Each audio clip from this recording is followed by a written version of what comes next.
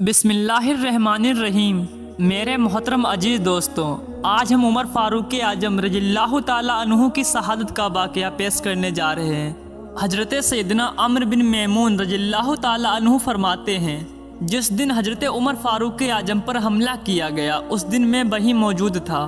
हज़रत फारूक आजम रज़ियल्लाहु ताला अन्हु नमाज फ़ज्र के लिए सफ़े दुरुस्त करवा रहे थे। मैं हज़रत उमर फारूक आजम के बिल्कुल करीब खड़ा था। हमारे दरमियान सिर्फ हज़रत सैयदना अब्दुल्लाह बिन अब्बास रज़ियल्लाहु ताला अन्हु हाइल थे। हज़रत उमर फारूक आजम सफ़ों के दरमियान से गुजरे और फरमाया, अपनी सफ़े दुरुस्त कर लो।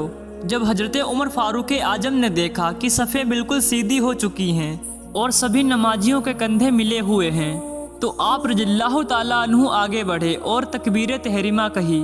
एक मजूसी गुलाम जो पहले सफ में छुपकर खड़ा था, उसने मौका पाते ही एक दो धारी तेज खंजर से उमर फारूक आजम पर हमला कर दिया। हजरत सैयदना उमर फारूक आजम की आवाज़ सुनाई दी कि मुझे किसी कुत्ते ने कत्ल कर दिया है।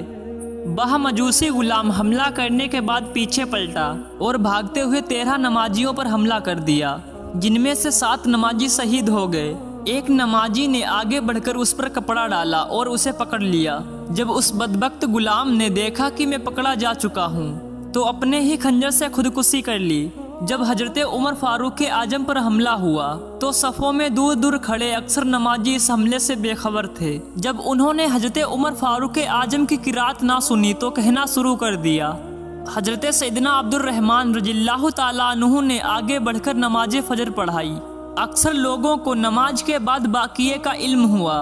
हजरत उमर फारूक आजम रज़ियल्लाहु ताला अन्हु शदीद जख्मी हो चुके थे।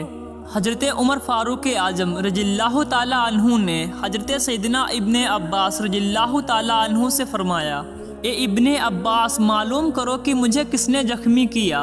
हजरत इब्ने अब्बास रज़ियल्लाहु ताला अन्हु बाहर गए। कुछ देर बाद वापस आकर बताया, मुगीरा रज़ियल्लाहु ताला अन्हु के गुलाम अबू लूलू फिरोज ने आप रज़ियल्लाहु ताला अन्हु पर हमला किया है। हजरत उमर फारूक आजम ने फरमाया, वो ही गुलाम जो लोहार था। हजरत इब्ने अब्बास रज़ियल्लाहु ताला अन्हु ने जवाब दिया, जी हाँ। हजरत उमर फारूक आजम रज़ियल्लाहु ताला अन्हु ने कहा, अल्लाह उसे गारत करे। मेरी उससे कोई दुश्मनी नहीं थी, बल्कि मैंने तो उसे नेकी की दावत दी थी। मैं तो उसके साथ भलाई करना चाहता था। अल्लाह अज़्ज़वजल का शुक्र है कि मैं किसी मुसलमान के हाथों जख्मी ना हुआ। फिर हजरत उमर फारूक आजम को घर ले जाया गया। हजरत सैयदना अमर बिन मैमून रज़ियल्लाहु ताला अन्हु फरमाते हैं, हम लोग भी हजरत उमर फारूक आजम के घर की तरफ चल दिए। लोगों पर मुसीबतों का पहाड़ टूट पड़ा था। लोग हजरत उमर फारूक आजम को तसल्ली देने लगे और कहने लगे, हुजूर आप परेशान ना हों, आपके जख्म जल्द ही ठीक हो जाएंगे। फिर हजरत उमर फारूक आजम को खजूर की नबीज पिलाई गई, लेकिन वो आप रज़ियल्लाहु ताला अन्हु के पेट से जख्मों के जरिए बाहर आ गई। फिर आपको दूध पिलाया गया तो वह भी जख्मों के रास्ते पेट से बाहर निकल आया। लोग समझ गए कि हजरत उमर फारूक आजम सोहबत से ज़्यादा देर तक फैज़याब ना हो सकेंगे। फिर लोगों ने हजरत उमर फारूक आजम रज़ियल्लाहु ताला अन्हु की तारीफ़ करना शुरू कर दी। एक नौजवान आकर कहने लगा, ए अमीरुल मोमिनीन, आपको खिलाफत का मनसब अता किया गया तो आप रज़ियल्लाहु ताला अन्हु ने अदलो इंसाफ से काम लिया। आप एक अच्छे खलीफा और लोगों के खैर ख्वाबा मोहसिन हैं। हजरत उमर फारूक आजम ने ये सुनकर इरशाद फरमाया, मैं तो इस बात को पसंद करता था कि मुझे बाकदरे किफ़ायत रिज़्क मिले, ना कोई मेरा मकरूज हो ना ही मैं किसी का मकरूज हूँ। फिर वह नौजवान वापस जाने लगा तो उसका तहबंद टखनों से नीचे था और जमीन पर लग रहा था। हजरत उमर फारूक आजम ने फरमाया, उस नौजवान को मेरे पास बुलाओ। जब वह नौजवान आप रज़ियल्लाहु ताला अन्हु की बारगाह में हाजिर हुआ तो आपने बड़ी ही शफ़क़त से फरमाया, ए भतीजे, अपना कपड़ा टखनों से ऊंचा कर लें। बेशक इसमें तेरे कपड़ों की पाकीज़गी और तेरे रब अज़्ज़वजल की बारगाह में तेरा अमल तकवा और परहेजगारी के ज़्यादा करीब है।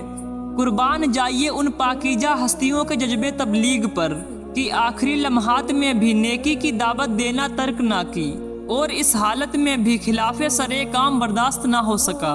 अल्लाह अज़्ज़वजल उनके सदक़े में हमें भी जज्बाए तबलीग अता फरमाए। پھر حضرت عمر فاروق اعظم نے اپنے صاحبزادے حضرت سیدنا عبداللہ بن عمر رضی اللہ تعالی عنہ سے فرمایا کہ حساب لگا کر بتاؤ ہم پر کتنا قرض ہے۔ حضرت عبداللہ بن عمر رضی اللہ تعالی عنہ نے حساب لگا کر بتایا تقریباً 86,000 درہم۔ یہاں سن کر حضرت عمر فاروق اعظم نے فرمایا اگر یہ قرض میرے مال سے ادا ہو جائے تو ادا کر دینا، اور اگر میرا مال کافی نہ ہو تو بنی عدی بن کعب کے مال سے ادا کرنا، اگر پھر بھی نہ کافی ہو تو قریش سے سوال کرنا، ان کے علاوہ اور کسی سے سوال نہ کرنا۔ پھر حضرت عمر فاروق اعظم رضی اللہ تعالی عنہ نے اپنے صاحبزادے سے فرمایا تم ام المومنین حضرت عائشہ صدیقہ رضی اللہ تعالی عنہا کی بارگاہ میں چلے جاؤ اور ان سے عرض کرو کہ عمر بن خطاب اس بات کی اجازت چاہتا ہے کہ اسے اس کے ساتھیوں کے ساتھ دفن کیا جائے۔ حضرت عبداللہ بن عمر رضی اللہ تعالی عنہ حضرت عائشہ صدیقہ رضی اللہ تعالی عنہا کی بارگاہ میں حاضر ہوئے اور سلام عرض کیا۔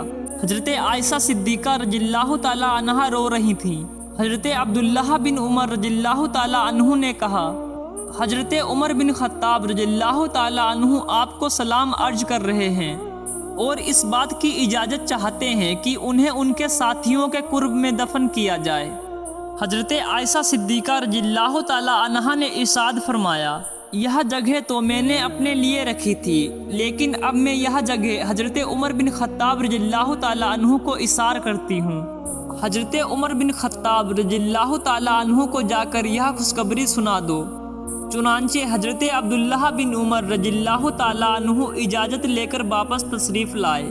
جب حضرت عمر فاروق اعظم کو بتایا گیا کہ حضرت عبداللہ بن عمر رضی اللہ تعالی عنہ آ گئے ہیں تو حضرت عمر فاروق اعظم نے فرمایا مجھے بٹھا دو۔ آپ رضی اللہ تعالی عنہ کو سہارا دے کر بٹھایا گیا۔ حضرت عمر فاروق اعظم نے فرمایا اے میرے بیٹے کیا خبر لائے ہو؟ حضرت عبداللہ بن عمر رضی اللہ تعالی عنہ نے عرض کی آپ خوش ہو جائیں، جس چیز کو آپ پسند کیا کرتے تھے وہ آپ کو عطا فرما دی گئی ہے۔